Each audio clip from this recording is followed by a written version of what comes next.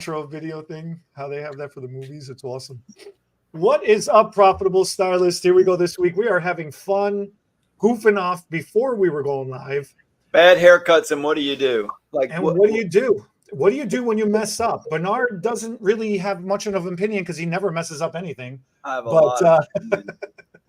That's one of my favorite questions to ask. And when people say, well, you don't want to do this. And I'm like, why? Yeah, most people that know a lot messed a lot up. Some people in their teaching experiences will not admit that. They just make it seem like they know a lot. I am very open and honest about the reason why. See, I can have this amazing confidence and say, I'm not good at some things, and I'm pretty honest about that. But hair cutting, I'm really good at. I really understand it and I see it really well. But it's not because I was just born to cut hair. I messed a lot up.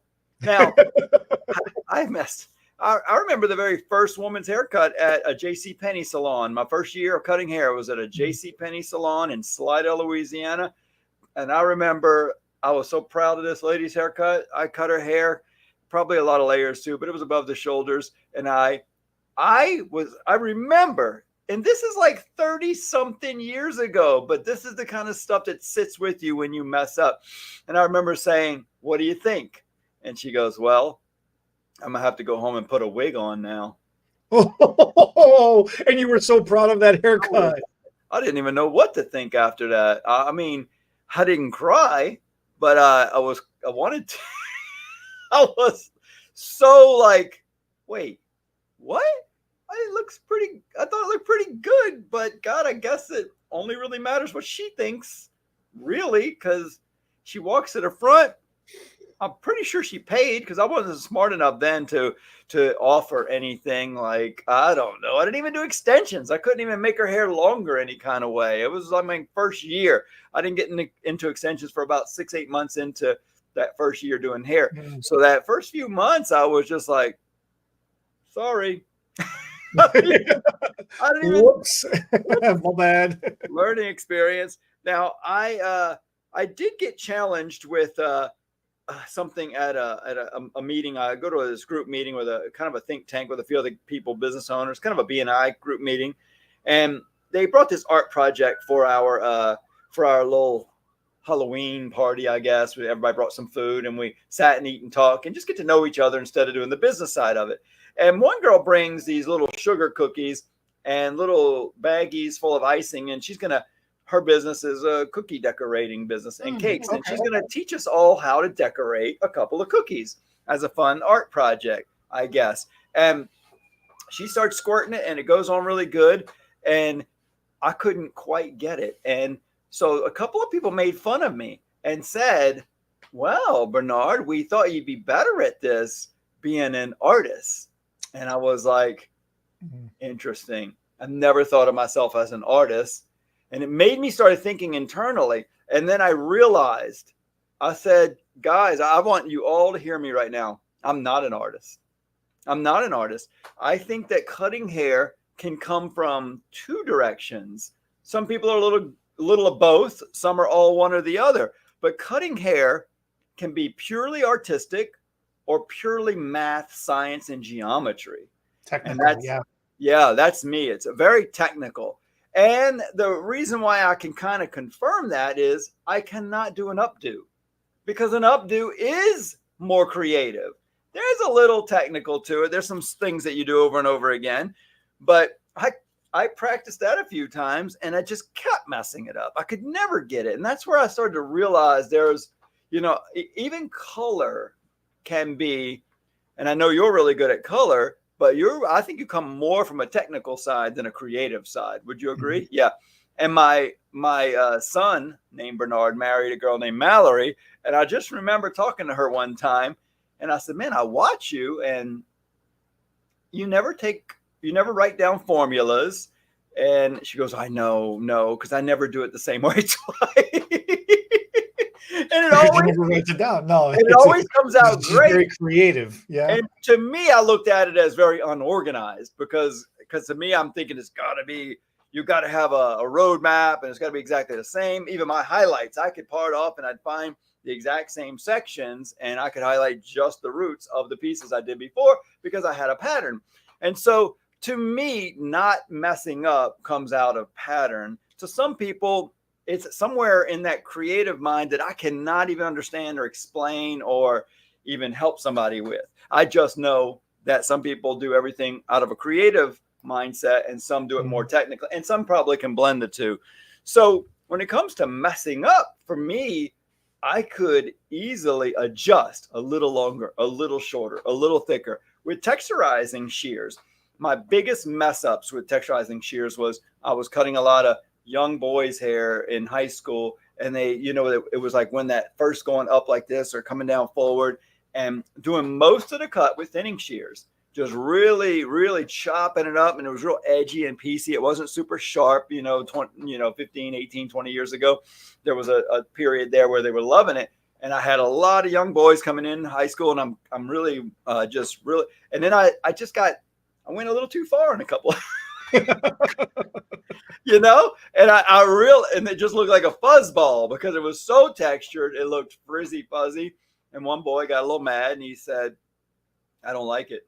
I was like, well, you can't put it back either, so you just kind of grit your teeth and apologize and realize I just lost this one forever. Possibly you try to keep them, but learning hats look really good right now. They're trending. Hats are really trending right now. So learning from your mistakes is number one, I think, in mess ups.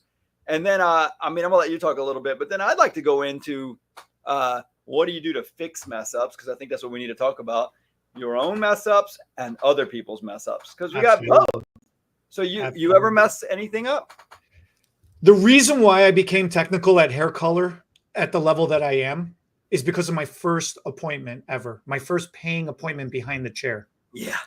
I tell this story a lot.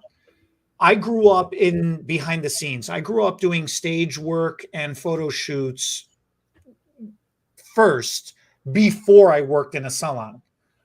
And in our industry, that's really matters. That's huge because 99% start in a salon first. Like you go to beauty school, you work in a salon for a little while, and then eventually you start working on shows and traveling and magazines. You might, or maybe never. But yeah. Or maybe never. If you're gonna, that's the way it happens. That's the natural progression. For me, because of who my uncle and my aunt was in the industry, I grew up not working in the salon behind the chair first like a normal stylist. All I did at first was photo shoots, videos, movies, commercials, magazines, TV shows, backstage, artistic.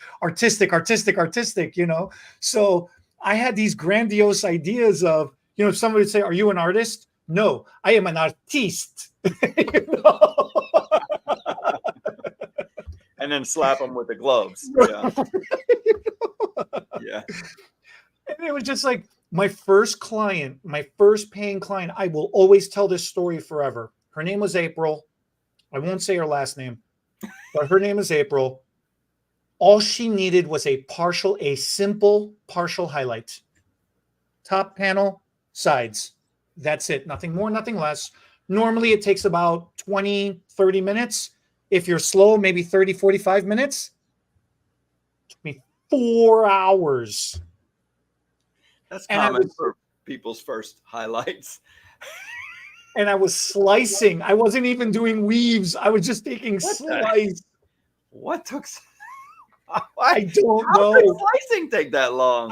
Now, mind you, I've done shows, I've done TV, I've done movie, I've done TV shows, I've done magazine shoots. So, let me interrupt you there, because you're saying all that like everybody understands what that means. What that means is you rarely do that same person a second time. The goal is the wow factor for the audience, whether it's regular, whether your audience is hairdressers, which is usually hairdressers wanting to get it inspired, and usually are never doing the stage work that you're showing again in a salon. It's just to get them excited about the possibilities. Maybe you go back and do one friend or client, and then you're doing it fast. Well, you're doing it fast, and you're doing it more for showmanship. No, I get it. And it doesn't even matter how great it is. It needs to look wild and interesting. Well, I'm just saying this because a lot of hairdressers don't do stage work or get that. And a lot of times we start off caring a lot about stage work, but then we get pushed for time, speed, and the wow factor. And you almost get sucked into this. It's not a good thing. I'm just saying the fact here. You get sucked into this thing of not caring what the client wants or what even looks good on them. It's more about wowing the crowd. So it's like a blow dryer blowing hair all over the place, and you just cutting blindly into a mess of hair, and then you're like, what do you think? Oh yeah. Yeah. Oh yeah. So it's not practical, basically. No, but I've banged out partial highlights in 10, 15 minutes, and here I am 4 hours to do this, and I'm slicing. I was dying. Do you know why? I mean, did you ever? I think the realization of I had to have a conversation with her. Yeah. Usually you don't talk to the model. Usually you're just flying through. Right. And you're like, as you're working on the one model, you're consulting the next model's look. You have your assistants running around doing so. You're doing everything but what you're working on. And somebody else might have told you what to do on models, where here you're actually caring about what the client thinks and hoping what she wants, trying to please them. Right. And it's gotta look good. And when you're new, you can't seem to work and talk. That's one thing I noticed too. Most new hairdressers stop and start listening instead of working while they're talking. So that will slow a new hairdresser down. It was wild. It was so painful. It was so painful. She was so gracious. I think at the hour and a half, almost 2 hour mark, like almost halfway through, I gave up. I literally told her, I says, April, I am lost. I have no idea what the hell I'm doing anymore. Let me go get somebody else to finish this and take over. Oh my God. She says, no. You've started this. Finish your job. You started the job. Finish the job. That's good. So then another 2 hours. So 4 hours later, whatever hair was left on her head. Oh yeah, no, her hair melted off. Oh, we were using bleach back then. Yeah. We were using heavy bleaches back then. So yeah, her hair melted off in the foils. Just some of it. A lot of it. No, this was a you know, like when you're driving down the road. All right, and like, we're talking about how to fix bad hair today. How do you? Let me tell you, because this is the lesson learned. She comes up. I'm at the front desk, and I just got my hands in my face. Yeah, sweating. She comes up. She goes, "What do I owe you?" I go, "There is no way I can charge you. You've lost your mind." She says, "You did the work. You did the job. You completed the service. What a nice. You get paid for your work." I hope you're doing that woman's hair free still today. I wish I was. I never seen her after this, but this is why I tell the story, because look, here's the moral of the story. She slaps down money on the counter. She says, "You're going to be great one day. I believe it." As she's walking out, she looks at the salon owner at the time and she says, "I'm not mad at him. I'm disappointed in you and everybody else. You saw what was happening and not one of you lifted a finger to come help. And look what happened to me." She goes, "I'm disappointed in all of you." And she walked out. Wow. That's good. Now, let me tell you, ever since then, I have always had an opinion, and I always give this advice: good or bad, right or wrong, make a decision, have an opinion. Especially for the other clients in the shop. For the client's sake. And especially when something goes wrong, we all shut down and we're all like, I just want to hide. I just want to go hide. I just want to, go to my happy place, put the blanket over my head and just cry, That's the time when you have to stand up even more defiant, even more aggressive, even more proud than ever to be like, I goofed. I can fix this. This is the plan. This is what we need to do. How do you You're fix unhappy? That? I can make that now. happen. With the experience you have now, what do you do to fix that? I mean, hair is gone. It's not easy. What is the fix? It's not necessarily. Huh? We have teasing. We have backcombing and teasing, and hats are really trending right now. I told you earlier. Yeah, but what do you really do now? Maybe then you didn't even know what to do. Back then, I had now. If it was somebody else that did that and they come in to see you, what do you do now? What I would have Obviously, done, it what I matters if would have their done is hair's this. thick or thin. I would have said, April, listen, I goofed royally, but I can fix this. There is toxins, excuse me, there are tonics, potions, products, and science.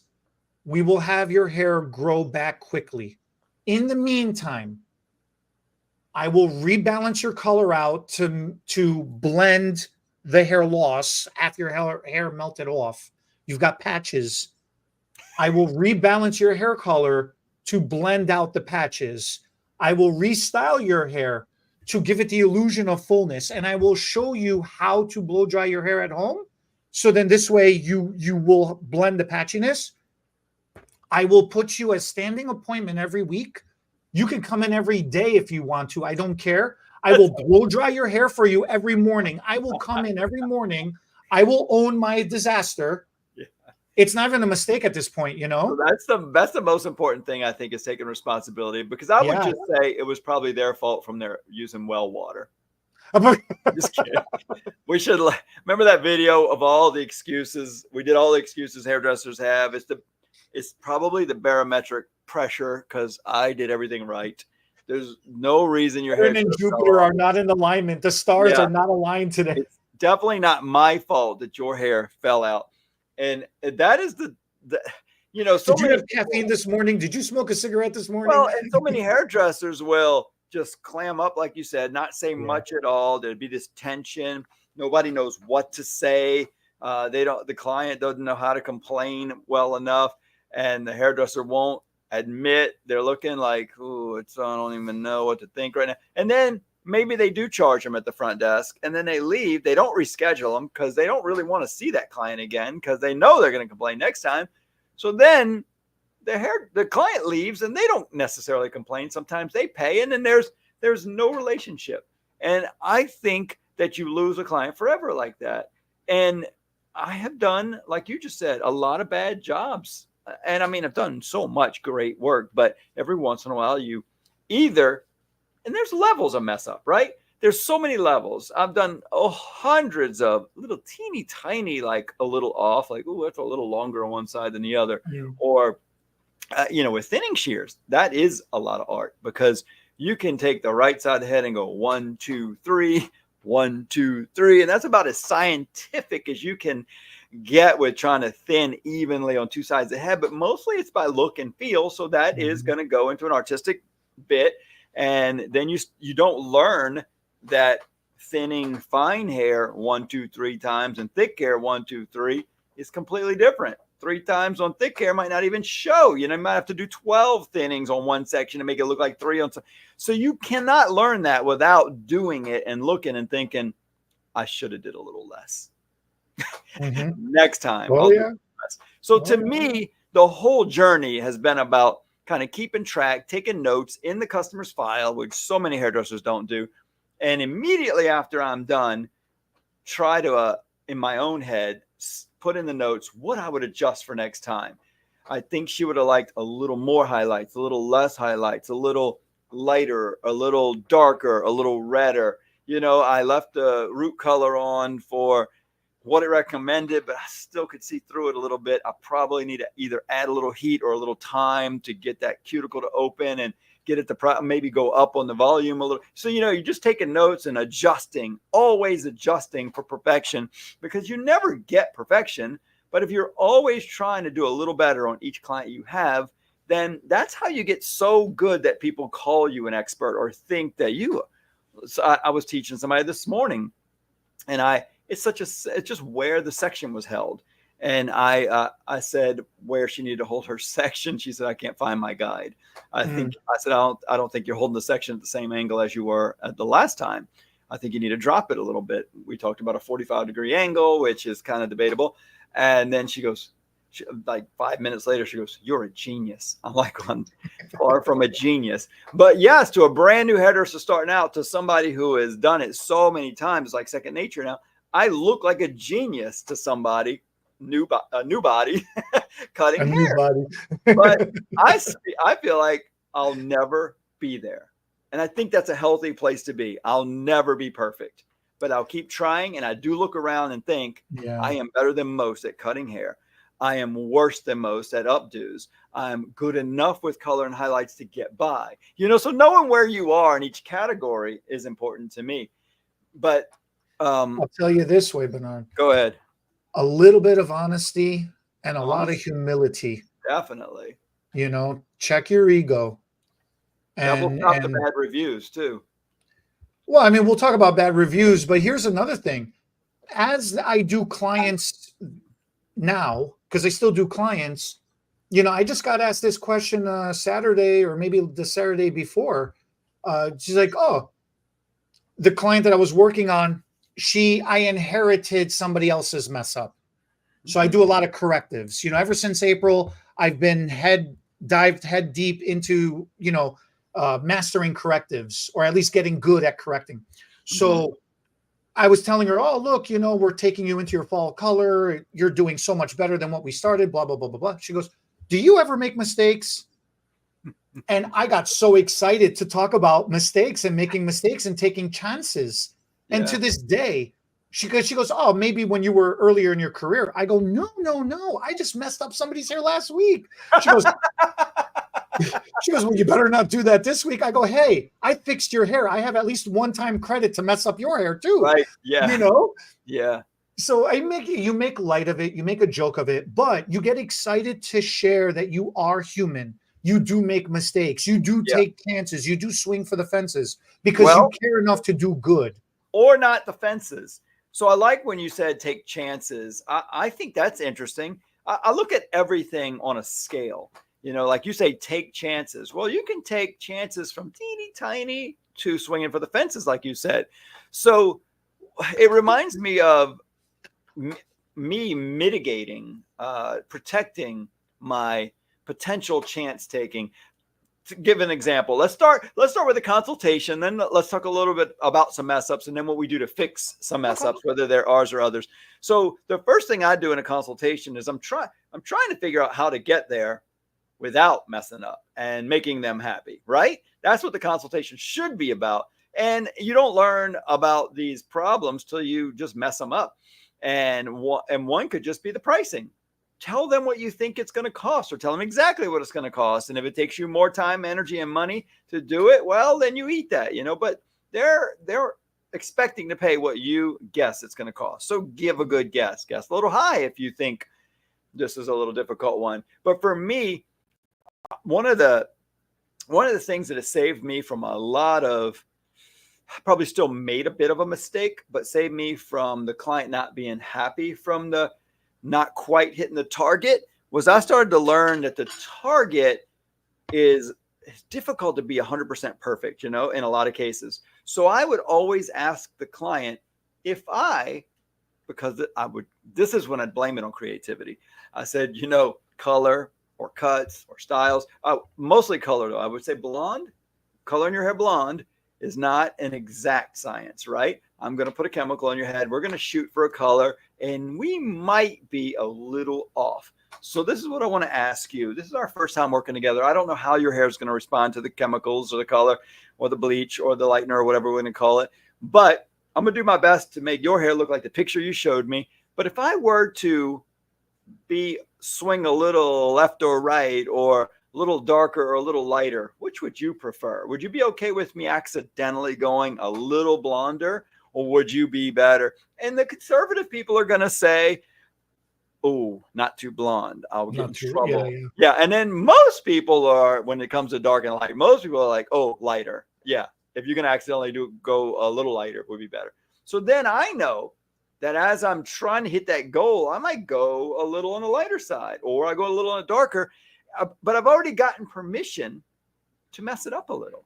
I've given myself a wider target instead of I got to hit it right here, perfect like that picture. I've already gotten permission to potentially go a little lighter or a little darker than the target, a little longer, a little shorter than the haircut. So first I ask for permission to not be perfect. So that gives me a lot of grace from the client. But you're right, being honest and that's part of the honesty you were talking about earlier, being honest before you mess up. I'm not perfect, and in our relationship, that I also like to bring up the long-term relationship with the client, and kind of jokingly, Like setting expectations. well, yeah, here's one big expectation.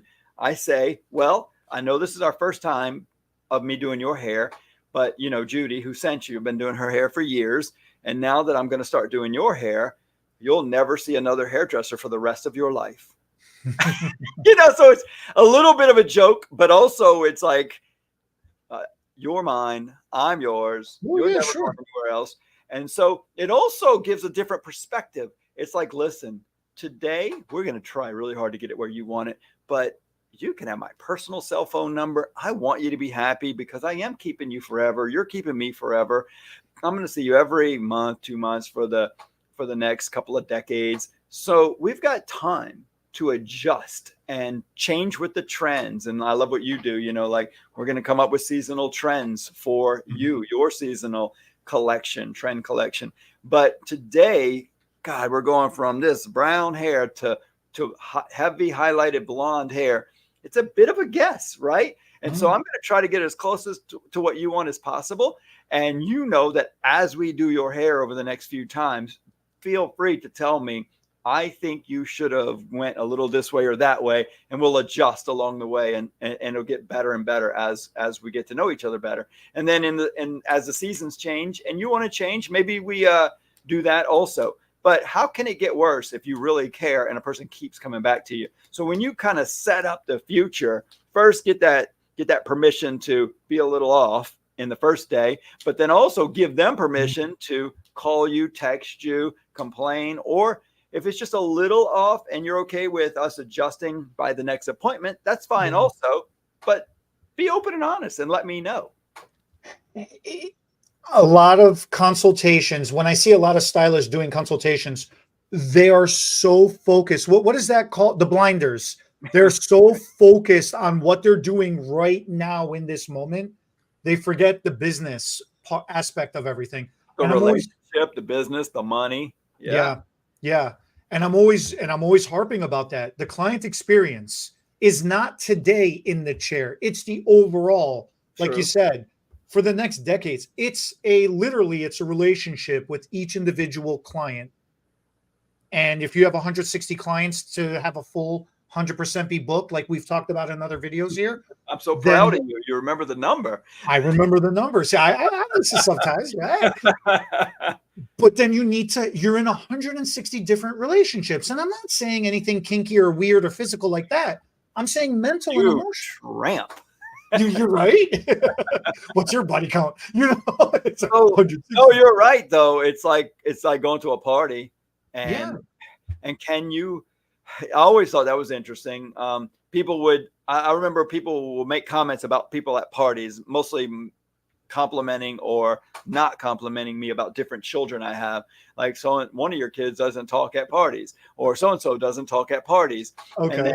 And then you got, oh God, he can talk to anybody at a party, because you've got to be able to go with what people want to talk about. One guy wants to talk about computers. The next guy wants to talk about cars. The next guy wants to talk about his tractor, you know? And so now they want to talk about the mission to Mars, you know? And it's like, you've got to be slightly knowledgeable, or at least be able to fake it or act like you're interested about what a person's talking about. And if you're going to have a relationship with 160 different people to do their hair, you kind of have to find some common ground with these people. So I like what you said. It's the overall relationship over time. I've always been a bit playful, and I've talked about this before. I love practical jokes. I like a lot of yes, you do. fun, and and water is my thing. I mean, if there's a water bottle, oh, do I know? there's a water bottle, a hose, or a water gun around, you're going to get wet, and you're not going to know where it comes from at first. And so it only works the first time. But so many parents brought their kids to me because the kids love playing. I'm just a big kid. And I mean, I'm spraying their hair and they don't notice I turn it. And I might like give it to them and say, why don't you spray your mom while I'm cutting your hair? And they got permission to spray water at their mom. How can that go wrong? You know? hide it under your cape, and just squirt it and put it back under and just look in the mirror and try not to laugh, So for me, that was part of building a relationship, having some fun. I know some people just totally don't like that. And you can go to another stylist, because all I need is 160 clients that I like and get along with. Now, the first 160, I needed to just be whatever I needed to be to get the clients in, to get the bills paid. And then I could start being picky and being me and having more fun. And that's kind of the journey also, right? You might have to be a little serious at first to do Miss Susie, who is so stuck up, she's not going to smile while you're doing her hair. But what was the next thing I said I wanted to talk about? The consultation. So then the consultation. So now, what is the plan afterwards? Right now you're in the thick of it. Something went wrong. The customer service aspect of it. The power went out. The water went off. Something, right? So a lot of people think it's like one strike and you're out. I have to refund everything. I have to do everything for free. I have to redo everything all over again.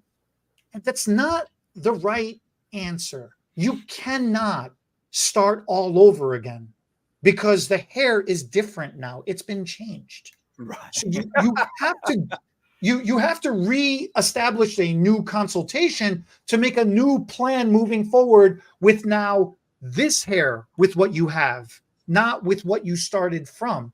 That's out the window. Unfortunately, you got to sidetrack that. Eventually you could work towards getting back to that. But now I can't. I get so many phone calls a week from people who need help. And they're like, oh, I just have to refund her everything. What do I do? How do I put it back? I'm like, there is no refund. There is no putting back. Like, just pretend that didn't happen for a second. What would you do? Because we get this all the time. We get clients from other stylists and said, I went over here. She did this. I need it fixed. Right. Well, you're a corrective service now. So Right. do your own corrective service. Right. Or pretend it's your mom and you messed her hair up really bad. Can you just sever that relationship? Send her home and tell her to be quiet and ignore her? Well, no, never do her hair again. Send her home and thank God I'll never see her again. You're right. You're going to see your mom again. You mess up. You go, oh my God, Mom, I am so sorry and stupid. I'm going to have to I don't even know what to do here. Let me find a better stylist than me to talk to. I'm going to bring an expert, and I'm going to bring somebody with more experience than me and get another opinion. I think I should do this, but let me see what she or he says. So I say, don't hesitate to bring another expert, experienced stylist opinion in on the matter also. So I'd like to just mention probably the most important tool for me in messed up haircuts is the thinning shears. Okay. I think that most bad haircuts, and I say bad haircuts, I'm saying everything from not another stylist necessarily doing a bad haircut, although that also, but possibly even like a kid cuts their own bangs, chop, and you got this big chunk out right in the middle. You've got a mom trying to cut the daughter's bangs or whatever. And they're like, oh God, I went way too short and too blunt. And then you've got kids cutting each other's hair, all kind of just bad chop marks in the hair, cutting some gum out the hair. The mom says, I was trying to get the gum out, it just wouldn't come out. So I cut it out. Now it looks like I need to cut all of her hair, this shoulder and her head, to blend that one spot. No, you don't. Just because you got one little chunk of hair that's cut real short. Yes, it shows because it falls really blunt on there. But if I soften those edges, kind of point cutting with texturizing or thinning shears, and make it just real soft, and it'll just blend right in, it's still going to be there, but it won't be so showy. It's not a different color. It's just a chunk that's cut real blunt. So you need to blend it. Yes, sometimes you might need to do an asymmetrical cut.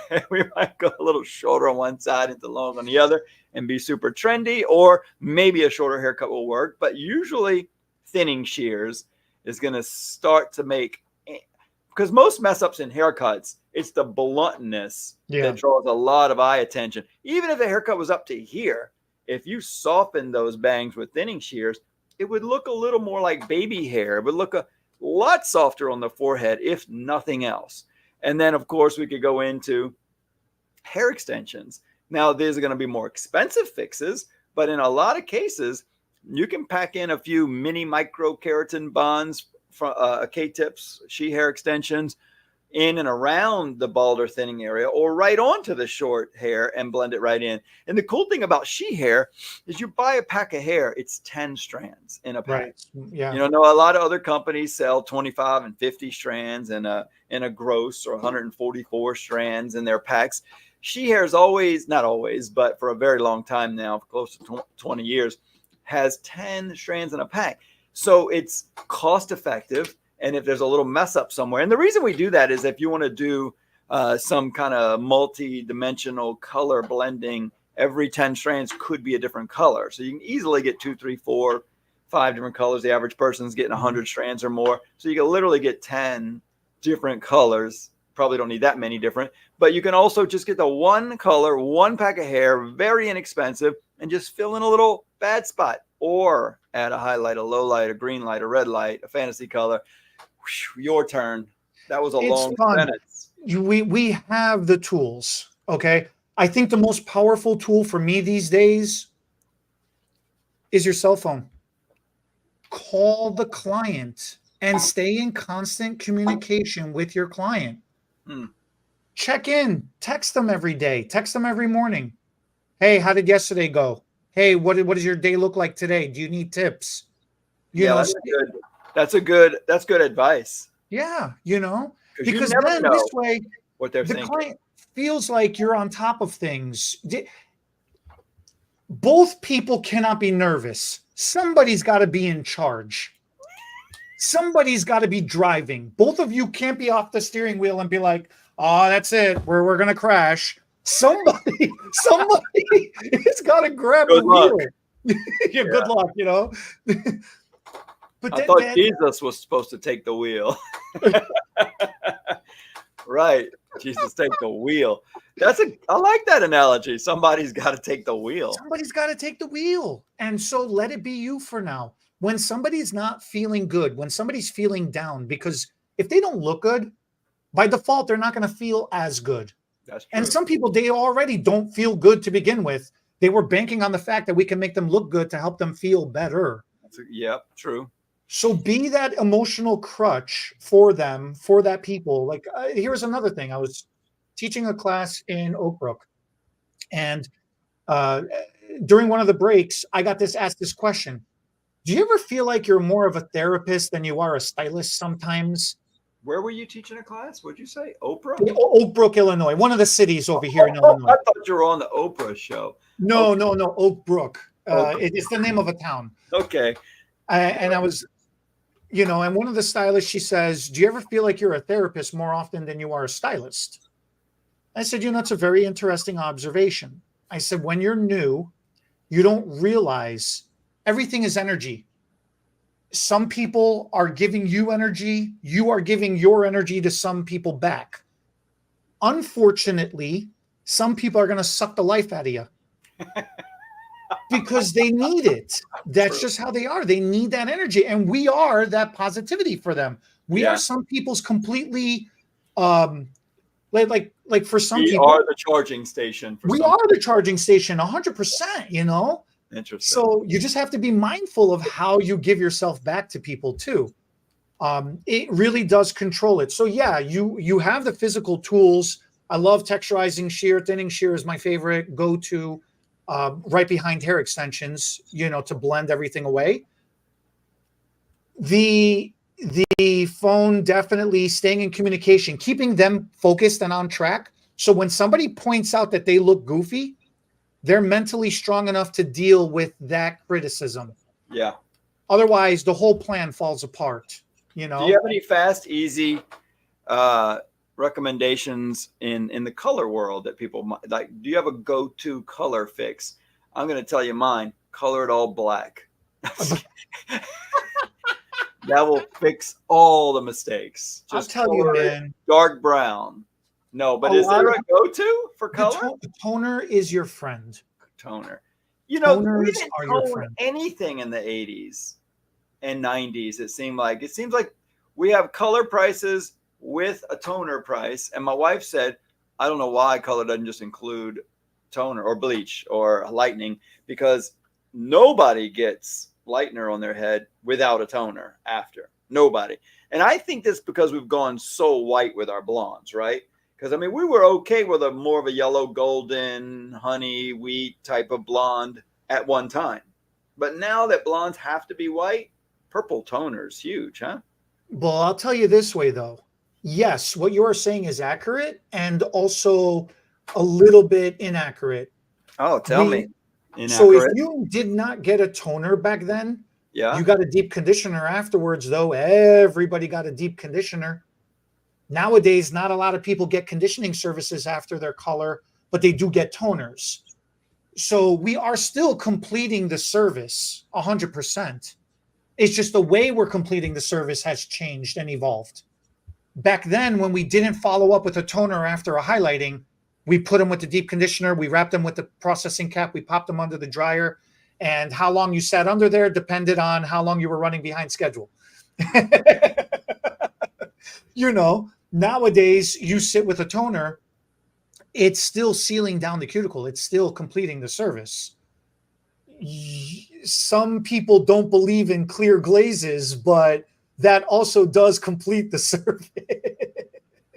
Well, when you say, and I know you're talking about the toner completing the service. When I you had a highlight lot of somebody, incomplete, happy clients when I was highlighting. So a toner, you are saying it closes the cuticle? it'll shut. So when something goes wrong with color, Isn't it all the same chemicals that color? absolutely not. It's different. Everything, the way it reacts. There's so many variables when it comes to hair color. Some people use color as toners. Some people use color as toners. Some people use washes as rinses. There are so many different things that can be used as a toner. Right. The That's why purpose, that's why I think it's dangerous to make a blanket statement that to say what toner does, because it depends on what toner you're using. A toner is designed. So look, lightening, a lot of mistakes happen during lightening process, whether you're using bleach or lightener. Yep, that's true. When you're lifting, lightening, it's easier to get it right when you're going darker, right? It is way easier to get it right going darker, so sure. I think that's an accurate station, or as you would say, accurate statement to say that as you're going, most mistakes are made going lighter. That's a great point. It is. So go ahead with that thought process. When you're going lighter, you're either damaging the hair, you're excessively damaging the hair more than you expected to, because we are doing controlled chaos. True. You missed your mark with the contributing pigment chart, which is that pigment that exposes itself during the lightening process. Right. You're like, you have or here. Yeah. You hit your mark, you did everything correctly, but you didn't complete the service, meaning you did not prepare the hair to protect itself moving forward after they left the salon. So due to excessive heat at home with blow dryers, curling irons, flat irons, whatever, the weather, the water, the whatever happens, right, the hair will pick up adverse things. So a toner completes the service after a lightening process. Lighteners take away stuff, toners add stuff back in. Lighteners open and blow the cuticle, toners seal the cuticle. Lighteners expose contributing pigment, toners control contributing pigment. So they also change the color a little too, right? Well, you get to dictate how much or how little you change the color. You don't have to change the color. Right. You could use clear. But if you, most people are toning because they're trying to adjust the color by a little bit, right?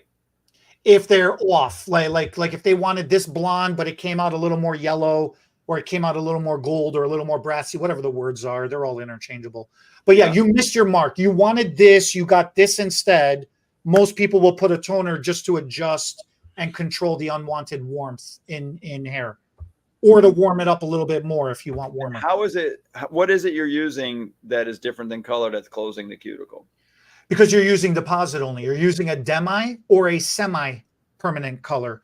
You should not be using permanent color.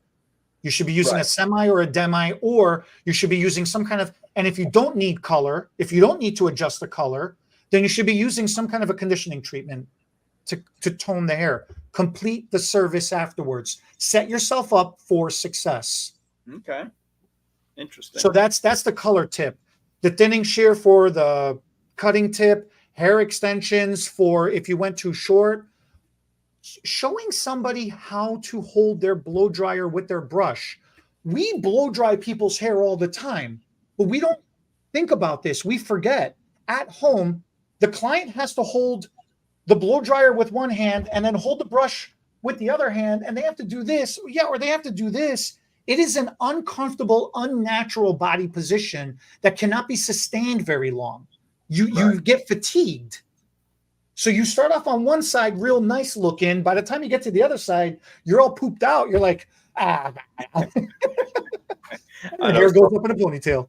So often, whether it's my wife or one of the girls here, I debate whether I should say something sometimes. Nobody ever takes it well, but they got that section right in the middle that is just not done because they couldn't reach it. They couldn't see it. They don't use a second mirror.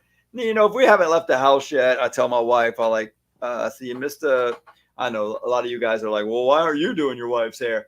Well, she's better than I am at it, so sometimes I'll say, you missed a spot right in the middle of the bag. She goes, oh, thank you. And I'm like, that went good. Sometimes if I say it after we left the house, well, then I'm in trouble. Why didn't you say something before we left? So it's tough. Do you say something after you leave? Do you say something when you're at work? Some people say thank you. I don't even think they mean it. They really mean, shut up. Don't tell me. But the fact is, it's hard to reach the back of your head. Maybe just get a second mirror and look and just know, guys, you're missing the back of your head most of the time. Not everybody, but just a few here and there, and you see it all over the place. But did we miss anything that we were supposed to talk about today? That went quicker than I expected, and the time's flying by. I think that pretty much covers it. The consultation is really the most important thing. Set that expectation. Yeah. A lot of mistakes happen because you missed the mark during the consult. Like you mentioned earlier, you forgot to mention the price. You forgot to mention how much maintenance is going to be involved. You promised something that you couldn't deliver. You tried to fake it till you make it, and you missed. Well, what made me realize? I was watching a YouTube, Elon Musk. He's trying to get, he's helping a lot of people that are paralyzed with the Neuralink. That's about that big. Goes under the skin. They take out a piece of scalp, and it's helping stimulate parts of the brain to do certain things. Well, he said there'll be a time in the future where everybody will want one instead of a cell phone, instead of Googling answers on the internet. You'll be able to think it and get the information you need. We'll be part cyborg, basically. And people are like, we're going to be part robot. He goes, you already are. You're just carrying it in. This is already part robot. You're holding your information in your hand. You're looking up stuff all the time. It'll make it quicker. And the part that made me realize how much is lost, like right now in our conversation sometimes, is he said, well, the problem with communication is you think something, then you try to turn it into words that are going to go into the other person's ears and brain that may not get interpreted out of their own mouth or hands to create what they just described. So trying to mitigate those mistakes. Yeah. So a client, he said, with the Neuralink, and when you want to move a thought from your head over to your friend's head, you won't even have to talk. And it'll be like a 100% download of files and information. They'll know exactly what you're thinking and what you want to say without saying it. He said there'll be no data loss. And I thought, data loss? I never thought about it like that. And so we only learn from experience and mess ups. But basically, that's why I say, what color you want to color your hair? And they say, brown.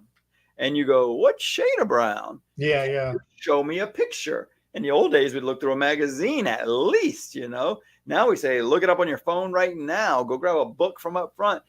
Show me what you mean. And then they show you hair that's this long and you see it. And because of the way the light's shining off of it is dark, it's light, it's dark. The valleys are darker. The hills are light from the light. You point to the part of the hair you like the most. Because look at my hair right now. I want my hair that dark color brown right there. And you're like, oh my God, I would have colored her whole head gray like my sides, or this medium brown right here. But she sees that one little section of a valley in the shadow. It looks almost black. She wants her whole head dark brown, like this little piece right there, because that's what she sees. And so you've really got to ask 2 or 3 times for pictures, validate what you think you understand, because their brain to their mouth to your ears, there's a lot of loss of data, a lot of loss of what she really or he really wants in the conversation. And the closer you can get, and then asking for permission to be off the mark a little, which way should I mess up a little, helps also. So I think the communication, like you said, in the consultation is important, but I don't think a lot of people are comfortable with that consultation. Well, then remember that it's a relationship. Not every day is going to be fun. Some days are going to be rough. Yep, that's true. Just happens to be that appointment. And the next time you talk, it'll be 6 weeks later. That's true. So don't wait 6 weeks later, try to communicate in between and just have a plan. You got to have a plan. That's really the best advice I can give. And you got to stick to it. Done. Nice. Let us know in the comments. What is your guys' opinions? What do you guys think? If you're a stylist, what is your little tips on dealing with clients when you goof? What's your favorite fix-it tool? Right. And if you're the client listening to this, share with some of the stylists watching. What do you hope, or what do you wish your stylist would have said that would have made you feel better and would have made you feel more confident that it could have gotten fixed easily? That's good. Yeah. I hope people comment. I'd like to see those answers. Yeah. All right. Goodbye, guys. Thank you for watching. Next week. Like and subscribe.